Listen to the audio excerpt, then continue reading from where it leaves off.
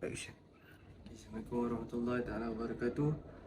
Bersama kami Ustaz Abdullah bin Hashim, Pengetua Madrasah Tahfiz Quran wal Qiraat Kelab Mas. Beliau juga merupakan adik kepada Imam Besar Masjid Negeri Melaka, Ustaz Muhammad bin Hashim. Bismillahirrahmanirrahim. Selamat pagi Zat. Jadi bagi memulakan sesi ceramah kita Zat, minta Ustaz untuk perkenalkan sedikit sebanyak tentang diri Ustaz. Bismillahirrahmanirrahim. Assalamualaikum warahmatullahi wabarakatuh.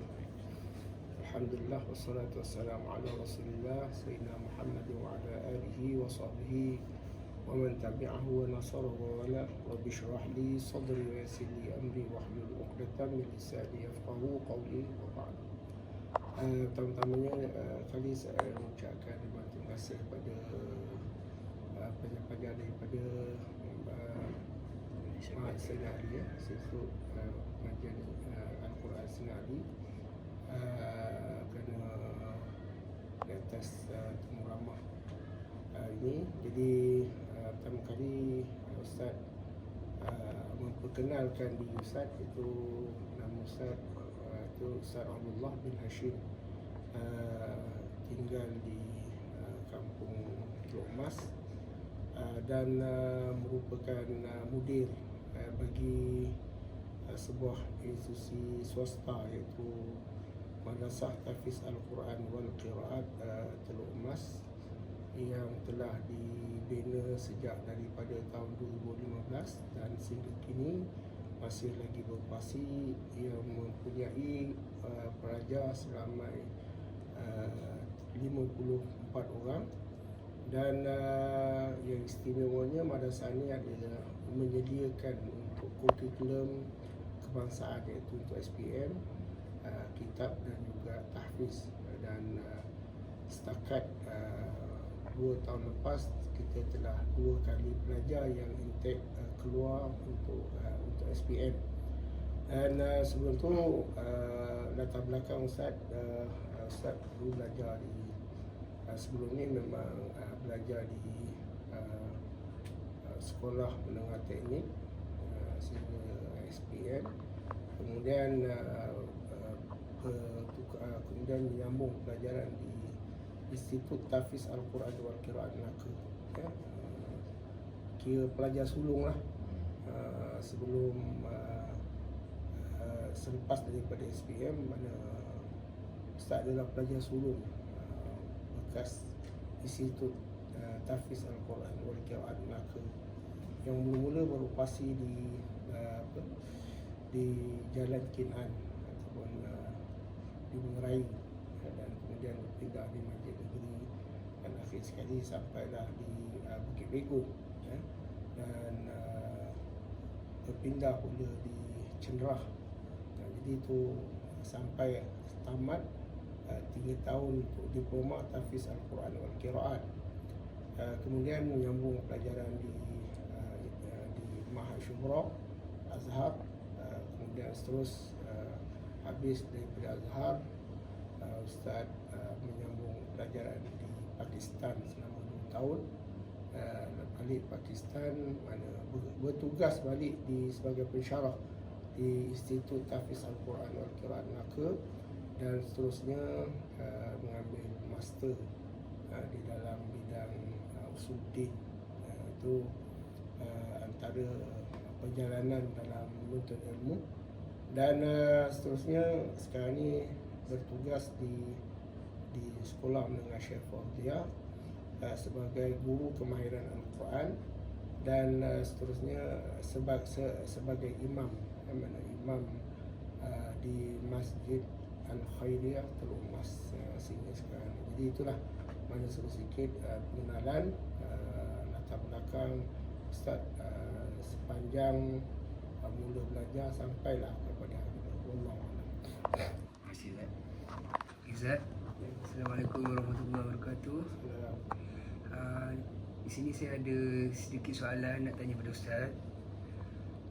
Pada pandangan Ustaz, apakah ciri-ciri yang patut ada dalam diri seorang pemimpin demi membentuk sebuah organisasi yang harmoni? Terima kasih atas soalan. Alhamdulillah, bila kita sebut pemimpin ni, pemimpin adalah merupakan orang yang bertanggungjawab di dalam melaksanakan amanah yang telah diberikan oleh Allah Subhanahu Wa Taala.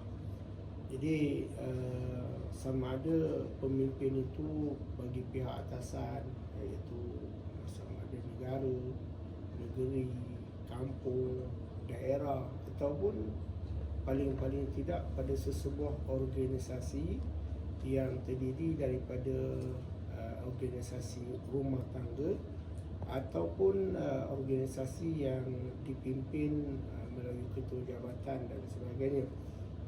Jadi sebagai seorang pemimpin, mana Allah Subhanahu Wa Taala telah menyebutkan inni ja'ilun fil ardi khalifah, sesungguhnya aku menjadikan Adam itu sebagai khalifah, sebagai pemimpin yang menjadi teraju di atas muka bumi ini.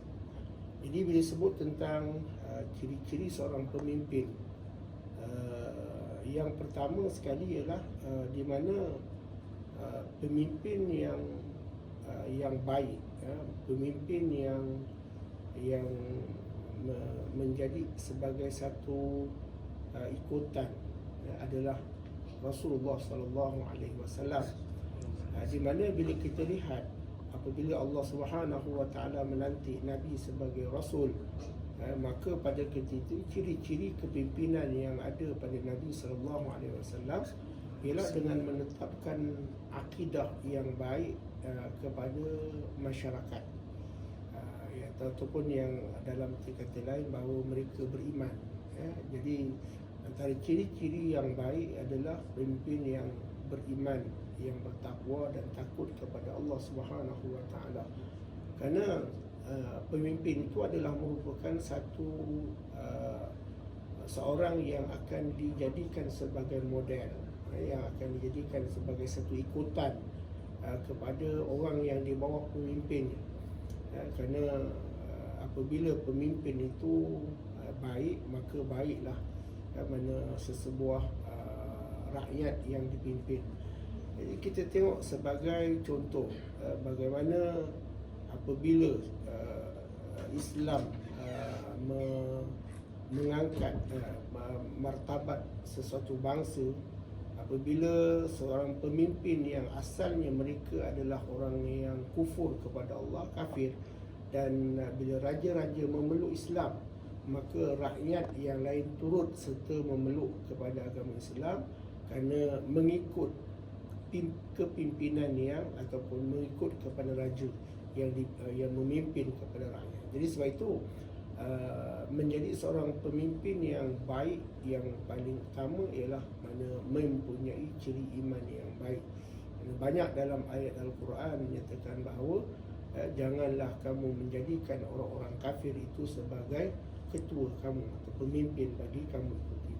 Jadi yang keduanya adalah ciri pemimpin yang baik itu orang yang berpegang kepada Al-Quran dan Sunnah Nabi SAW.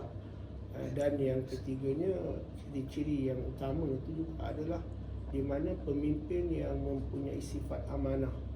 Sebab itu Allah Subhanahu Wa Taala nak melantik Nabi sebagai Rasul, maka mesti memiliki kepada 4 ciri yang utama, yang wajib, yang ada pada Rasul, iaitu yang kita tahu sifat siddiqnya, amanahnya, tablighnya, fatanahnya. Maka dengan ada 4 ciri ini tadi akan menjadikan seorang pemimpin itu sentiasa berpegang kepada landasan-landasan yang ada, yang untuk membawa di bawah pimpinannya itu kepada jalan yang diridhai oleh Allah Subhanahu Wa Taala. Jadi bila kita lihat pada ciri-ciri kepimpinan Islam ini, jadi orang-orang yang bukan Islam mereka tidak rasa tertekan dan tidak rasa takut kerana mereka akan menilai ada ciri-ciri yang ada itu yang membawa kepada keadilan di dalam setiap kepimpinan yang yang ada pada seseorang pemimpin itu sendiri. Jadi sebab itu mana kita lihat bagaimana yang dulu negara-negara yang memiliki pemimpin yang sekular, apabila berpindah kepada pemimpin-pemimpin yang ada ciri-ciri sifat amanahnya, takwanya, maka kita lihat di mana rakyat dia tidak tertekan dengan apa yang di bawah kepimpinan mana seorang pemimpin itu, kerana dia mendapat keadilan yang sebenarnya, kerana kita tahu mana bila takwa iman itu digunakan sebagai model asas yang utama, maka orang yang di bawahnya tidak akan tertekan. Begitu juga dengan rumah tangga, mana seorang bapa yang mempunyai kepimpinan yang Allah sebutkan dalam Al-Quran, ar-rijalu qawwamuna 'alan nisa, mana lelaki itu adalah merupakan pemimpin bagi perempuan-perempuan mereka, ini isteri-isteri mereka, dan juga seluruh ahli keluarga. Jadi kalau sekiranya pemimpin itu tidak mempunyai ciri-ciri yang memiliki sifat-sifat ketakwaan, maka sudah pasti mana ahli keluarganya akan mengikut apa yang dicorakkan oleh pemimpin itu. Dan yang seterusnya, ciri-ciri kepimpinan itu adalah seorang yang memiliki ilmu. Kerana Sayyidina Ali karramallahu wajhah menyatakan, man arada ad-dunya fa'alaihi bil-ilmi wa man arada al-akhirah fa'alaihi bil-ilmi wa man aradahuma fa'alaihi bil-ilmi. Siapa yang nak dunia kena ada ilmu, siapa yang nak akhirat kena ada ilmu. Yang nak memiliki dua-dua sekali, dunia dan akhirat, maka dia mestilah memiliki ilmu. Jadi ilmu tu adalah satu ciri yang kedua terpenting setelah daripada akidah dan sifat-sifat amanah yang ada pada sifat-sifat Rasul itu. Maka barulah kita dapati kepimpinan tersebut akan berjalan dengan baik. Dan yang penting bahawa bila kita memimpin, bukan kita memimpin seorang diri, tetapi kita memimpin kepada orang yang di bawah. Bila orang yang di bawah kita menyukai dan menyetujui dengan kepimpinan tersebut, maka akan datanglah kasih sayang di antara rakyat, kasih sayang antara orang-orang yang di bawah kepimpinan mereka. Wallahu a'lam. Baik, terima kasih atas jawapan dan pencerahan Ustaz. Okay Ustaz, terima kasih atas jawapan yang Ustaz berikan sebentar tadi. Okay, soalan terakhir, apakah cabaran yang Ustaz hadapi dalam memimpin sesebuah organisasi, dan apakah harapan Ustaz kepada para guru yang ada di madrasah Ustaz? Bila kita sebut tentang cabaran, mana-mana hidup kita ni ada cabarannya. Kerana cabaran itu sebenarnya adalah nak menguji akan seseorang itu. Kerana Allah Subhanahu wa taala menyatakan, ahasiban nasu an yutraku an yaqulu amanna wa hum la yuftanun. Adakah manusia itu menyangka bahawa mereka mengatakan mereka telah beriman sedangkan mereka tidak diuji. Jadi ujian ini adalah merupakan salah satu daripada perkara untuk nak mendidik dan juga untuk pengalaman untuk menjadikan seorang itu sebagai orang yang berintegrasi.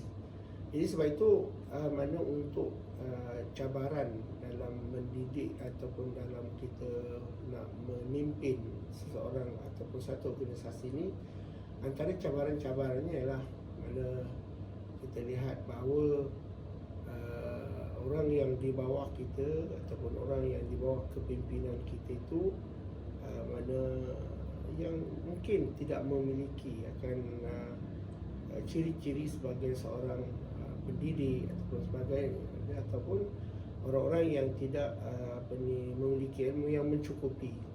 Ya, jadi sebab itu kadang-kadang bila kita nak mimpin sesuatu organisasi ini, bagaimana kita nak merangka, menyusun supaya setiap shadow yang kita buat itu dapat diikuti oleh mana orang yang di bawah kita.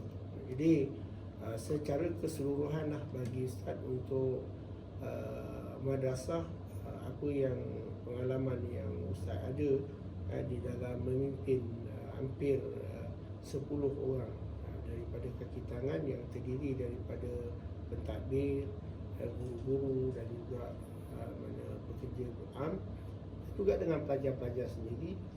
Maka setakat ini tidak ada banyak masalah yang timbul lah, kerana masing-masing mempunyai tanggungjawab yang telah kita programkan, telah diamanahkan, dan mereka mengikut segala apa yang telah kita beritahu kepada mereka. Jadi untuk segi cabaran yang ada,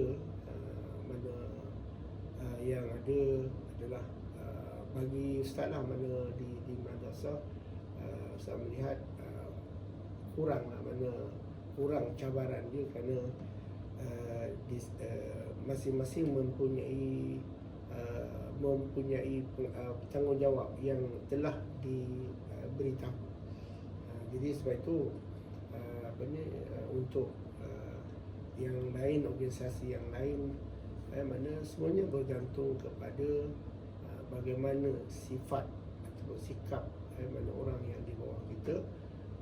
Kalau mereka itu ada sikap yang tidak mahu mengikut landasan peraturan, maka mungkin di situ kita akan dapat cabaran-cabaran untuk membetulkan cabaran kesilapan tersebut. Jadi dan akhir sekali untuk saranan Ustaz bagi seorang pemimpin yang perlu ada sifat-sifat seperti mana yang terdapat pada Rasulullah, kerana Al-Quran sendiri menyebutkan tentang Nabi itu adalah merupakan qudwatul hasanah. Qudwah mana ikutan yang paling baik. Tidak ada ikutan yang paling baik yang ada dalam dunia ini melainkan ikutan pada Nabi SAW yang memiliki sifat-sifat kesempurnaan, daripada luarnya dan dalamnya. Dan yang keduanya, sebagai seorang pemimpin juga mestilah memiliki sifat timbang rasa, sifat ikutan yang dapat dicontohi oleh orang yang di bawah selian. Dan kita lihat dengan cabaran-cabaran yang ada, Ustaz rasa seorang pemimpin itu dia mestilah orang-orang yang berilmu dan memiliki ilmu yang sebaik-baiknya, kerana dalam satu hadis Nabi SAW, jika kamu mengangkat seorang pemimpin itu yang bukan daripada ahlinya, maka tunggulah akan saat-saat kehancuran itu. Jadi kehancuran sebuah organisasi boleh berlaku dengan sebab kerana seorang pemimpin itu tidak memiliki ilmu yang ada pada bidang dia. Jadi sebab itu Ustaz mengharapkan bahawa setiap pemimpin itu mestilah mempunyai dan ciri-ciri paling tidak mengikut kepada sunnah-sunnah Nabi SAW. Barulah kita akan dapat memimpin dengan berjaya, sama ada kehidupan organisasi, rumah tangga dan masyarakat. Allahu'alam. Assalamualaikum warahmatullahi wabarakatuh. Terima kasih Ustaz atas jawapan yang diberikan Ustaz tadi. Sekian tu sahaja daripada kami. Maka berakhirlah tegur ramah antara kami dengan Ustaz. Kami mengucapkan ribuan terima kasih kepada Ustaz kerana membantu kami dalam menyiapkan tugasan kami. Wal afu minkum. Terima kasih Ustaz. Terima kasih.